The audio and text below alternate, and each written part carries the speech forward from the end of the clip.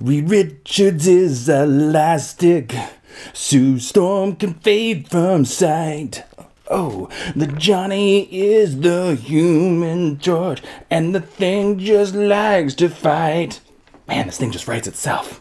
Hi, I'm Jason Inman, and I like to read comic books. That's why on the week of February 26th, I read all the Marvel Now comic books that were published in the world. I'm going to give each of these a buy it, borrow it from a friend, or a skip it rating. But before I get to that, don't forget to go to majorspoilers.com, the comic book website where they know that you love comic books, and we do too. Now enough of this idiotic jibba jabba, let's get on to some reviews. Avengers Assemble number 24. Basically, Spider-Girl just hangs around with Iron Man. Iron Man shows her his filing system. Then Captain America's like, ooh, I like this girl, and they just hang out. Basically, we've had 2 issues in a row of Avengers Assemble just being about Spider-Girl hanging out with the Avengers. The Avengers actually haven't even been in the book. There's a couple of them by themselves. Like Logan was in the last issue, now Iron Man's just in the, they just show up at the end on the last page. I want more Avengers in my book. If you're gonna call a book Avengers Assemble, let's see the Avengers assemble inside the book. You know what I'm saying? I'm like making an invisible mixture of comic book goodness in a blender that's all about the Avengers assembling. And that is why this book is a skip it. Not because of my magical blender, but because there are no Avengers actually assembling in the book. Skip it.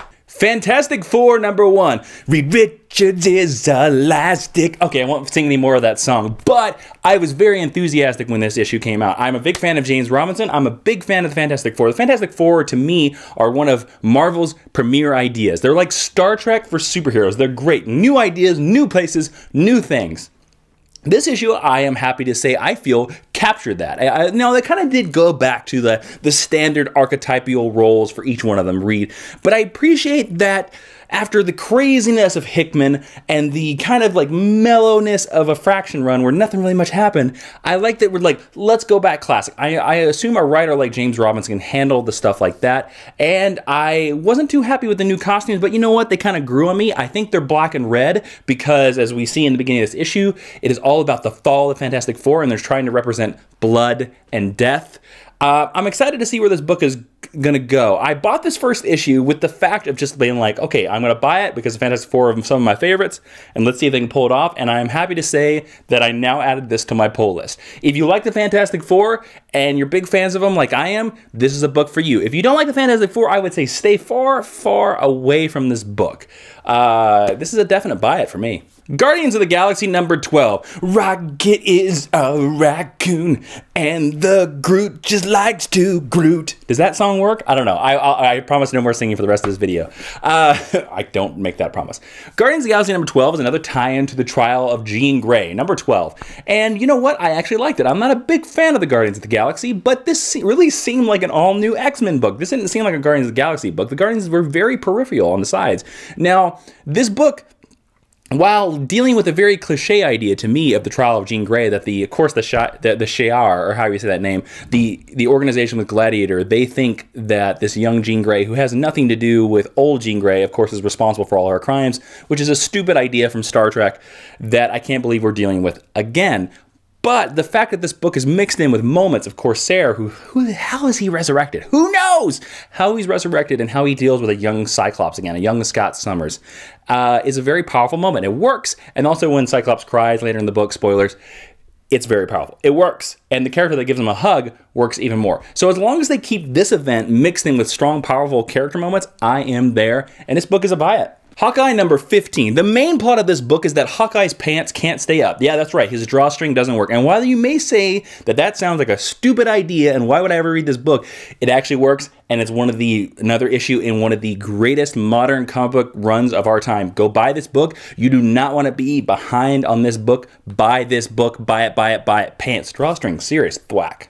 Incredible Hulk number 19. This issue seemed like it could have been like maybe the last or the extra season that we never got to see. Basically, one of his assistants got hit with the inhumanity Terran Mist, and now find out that she has superpowers. She's all soupity-doopity, and of course, like he tries to test on her, but then she like gets kidnapped away, and he turns into the Hulk, and all his other assistants blame the Hulk, and it's just mistaken identity that seems like it's straight out of a 1970s TV show. So it really didn't work for me. A lot of cliches. The art is fantastic. It's great. I'm not a huge Hulk fan, so that could be my bias. But if you're a big Hulk fan, you'll probably like this. Otherwise, I would say skip it. Mighty Avengers number 7. I'm really digging this street team of Avengers led by Luke Cage. And of course, the issue on hand on this week is that White Tiger gives into her spirit guides. And she's all like, the spirit guy is almost like hulking her out. So it takes control and it goes fighty-fighty all over New York. And the Mighty Avengers, of course, have to stop her. She whoops Iron Fist's butt. She whoops Luke Cage's butt. My one problem is that why was there no Spider-Man, Superior Spider-Man, who to me makes every book better? Why was he not in this book? So, you know, I'm digging the street team. It's an interesting idea. There were a lot of cliches, a lot of tropes in this issue, but they played them off very well. And Greg Land is actually doing some decent art. So, you know, that's another surprise. So this is a borrow from a friend if you have any interest in Avengers. Miracleman number 3. Stop this video right now and go buy it. Origin 2 number 3. I love the art by Adam Kubert, and I love the 9-panel page layout. But do we really need an issue to tell us about the origin of Wolverine's time as a circus monkey? No, we didn't. Skip it. Secret Avengers number 16. And thus we end this run of the Secret Avengers not with a bang, but with a whimper, and a kind of a very interesting moment for Mockingbird. You know, it's a great art, but this really didn't give any kind of sense of conclusion to anything of Secret Avengers, or anything like that to me anyways. I mean, the final moment where the team got mind wiped kind of worked, but the whole Mockingbird thing just did not work. And of course, her meeting up with Winter Soldier at the end of the book, it was kind of a muddled mess. It's kind of a whimper. Should have been a really cool Nick Fury, punch him in the face, Phil Coulson, kick-ass secret agent style book. But I will say this, I'm glad it's getting relaunched, but for now, this is a skip it. Superior Spider-Man number 28, and you can tell that the end of Superior Spider-Man is coming as Dan Slott moves his chess pieces all over the chessboard. He's got a little bit of Goblin over here, and they destroy Spider Island. He's got a little bit of Carly that gets turned into a Goblin. Spoilers. You got Mary Jane with some thwip web shooters going crazy, which is just like mind-blowing. I will say that it does seem like Dan Slott has got a little bit too many plot lines going on in here, but my prediction is that Marvel editorial told him that he had to finish by like issue 30. I mean, it ends in issue 30 or 31. I'm not certain about that. And he had to end by this certain time. And he's like, I've got so many plot lines. I'm Dan Slott. Ah! I always imagine Dan Slott with so much enthusiasm because he loves Spider-Man so much. He's like, I'm writing Spider-Man. I don't know why he sounds like a weird amalgamation of Stan Lee, but let's just go with it. So he's so happy that he's writing Spider-Man, and Marvel editorial was like, you gotta finish, you gotta finish, you gotta finish. He's like, oh, so much plot. Oh, can we make it 50 pages? Marvel editorial's like, no. And he's always like, ah. But it does work to our advantage because it does seem like we're reading 3 issues in one. Scenes are a little rushed, but I love it so much that it doesn't matter. This is a buy it. Thunderbolts number 22.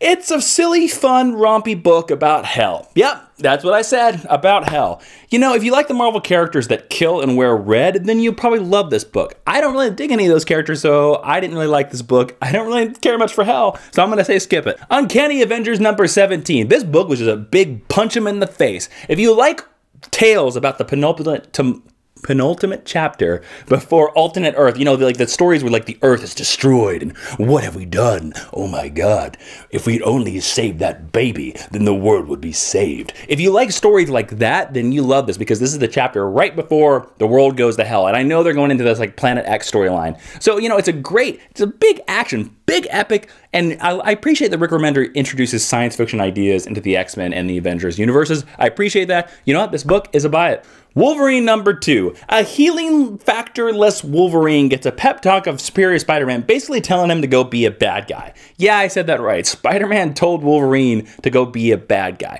But, you know, I will say this about Wolverine. I'm not a huge fan of Wolverine, and I do appreciate that this tale is trying to do something different because too many times do we see Wolverine just fighting ninjas, Wolverine fighting Sentinels. I appreciate that Paul Cornell is trying to do something different that we haven't seen before, trying to be original with the character. So because of that, I really like this issue. Ryan Stegman, I don't think, is the greatest Wolverine artist ever. He definitely is a Spider-Man artist. You can tell that from this issue. But you know what? I enjoy the original take. I enjoy his art, so I'm going to say this is a buy it. Wolverine and the X-Men number 42, and thus the Jason Aaron grand epic run ends. Logan's time as a headmaster ends. We get a Days of Future Past cover. We get a jump to the future as Wolverine as an old man on graduation day. And it's a very sweet book. If there was ever a way to have a final ending separate of the ongoing serialized comics, this is it. It's perfection that Wolverine's final scene in this book, as he wakes up the next day and he pops his claws and then he thinks to himself that, oh, I didn't pop my claws once the entire day before, and thus that makes him a happy day. Plus, any book that gets duped to play a guitar and go rocking out is awesome. This is a great book. If Wolverine and the X-Men could exist in their own little pocket just to the side, and that's all the X-Men you ever needed to read, it would be a great X-Men tale. This is a buy it. It's a great book. If you like Wolverine and the X-Men, you're going to be happy about this finale. Buy it. And now it's time for my pick of the week. My pick, if you only have enough money to buy one comic book in all the universe, this is what you buy. And that pick is Wolverine and the X-Men number 42. Of course, the grand finale of Wolverine is there. It's great. I had not read every issue of Wolverine and the X-Men, and I still got enough enjoyment out of this issue to recommend buying it. Now, if you don't know anything about the X-Men, I would say stay far, far away from it. But if you're cursory knowledge of the X-Men, jump into this book. It'll bring a tear to your eye. You'll love it.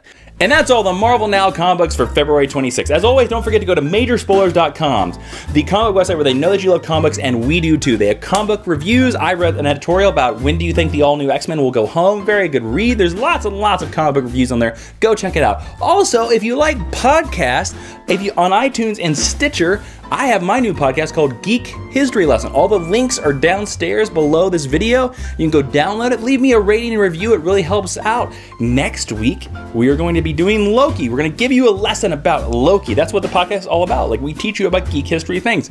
Let me know in the comments below, what are you reading? What comic books are you reading? Did you like Fantastic 401? Did you hate Fantastic 401? Do you hate my face? If you hate my face, leave it down in the comments below. Let me know. Thank you all for watching. Please like, favorite, and share this video if you love it, because I internet love you. I'm Jason Inman.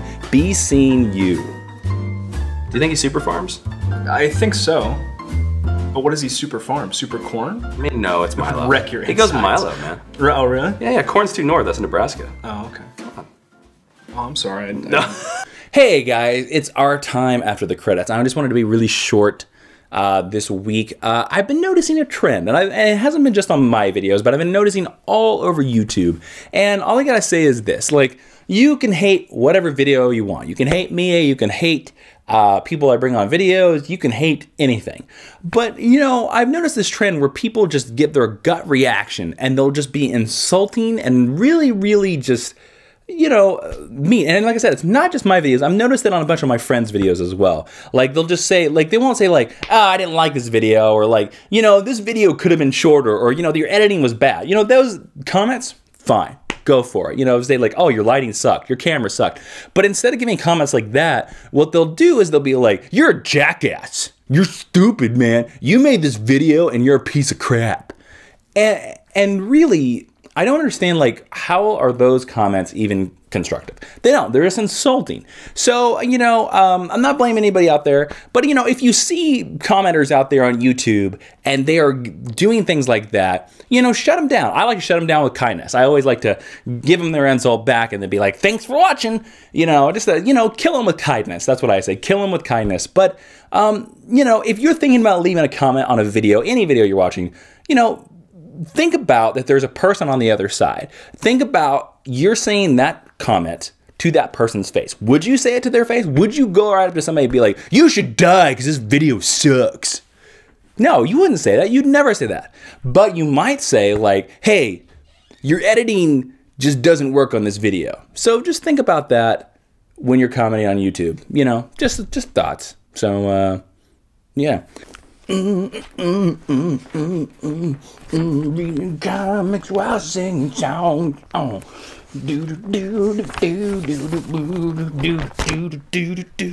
Invisible comic book reading.